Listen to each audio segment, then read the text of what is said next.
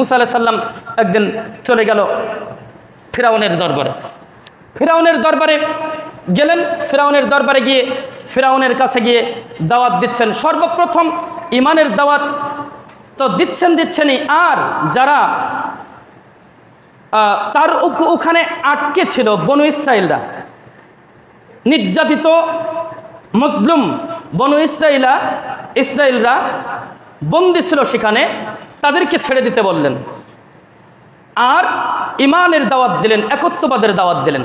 কিন্তু সে শুনল না। হঠাৎ করে বললেন যে আমি ছাড়া আর কে রব আছে? বলছেন কে? ফিরাউন। আমি ছাড়া আর কে রব আছে?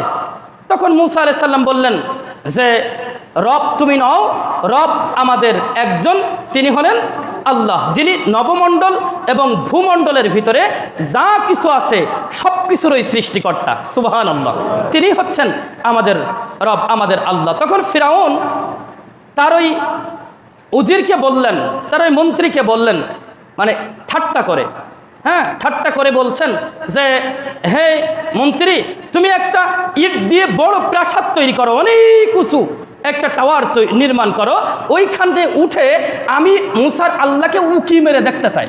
নাউজুবিল্লাহ মিন যালিক, মুসার আল্লাহকে উকি মেরে দেখতে চাই। এভাবে করে ঠাট্টা করলো। আচ্ছা তুমি তো বলছো যে তোমার রব আল্লাহ, তো এটা তো সে মেনে নেয় না। মুসা আলাইহিস সালাম বললেন যে আমি যদি তোমাকে কিছু বাস্তব কিছু দেখাই তাহলে কি তুমি মেনে নেবে? আচ্ছা কি দেখাও? তখন মুসা আলাইহিস সালাম কি করলেন? মুসা আলাইহিস সালাম হাতের লাঠিটা ছেড়ে দিলেন। হাতের লাঠিটা ছেড়ে দেওয়ার সাথে সাথে মুসা আলাইহিস সালামের ওই লাঠি বড় অজগর সাপে পরিণত হয়ে বিশাল বড় হা করলেন। বিশাল বড় হা করে ফিরাউনের দিকে তেড়ে গেলেন। ফিরাউন ভয়ে তার সিংহাসন থেকে লাফ দিয়ে উঠে সে কি করলো? সে মুসা আলাইহিস সালামের কাছে গিয়ে আশ্রয় চাচ্ছে যে আমাকে বাঁচাও।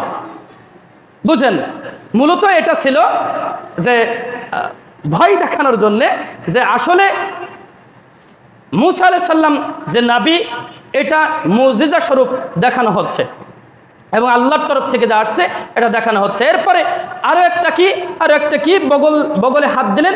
বগলে হাত দেওয়ার পরে এভাবে করে বের করলেন, দেখলেন যে হাতটা পুরোটাই জলজল করছে। সুবহানাল্লাহ, আলোয় জলজল করছে। এই দুইটা বিষয় দেখালেন।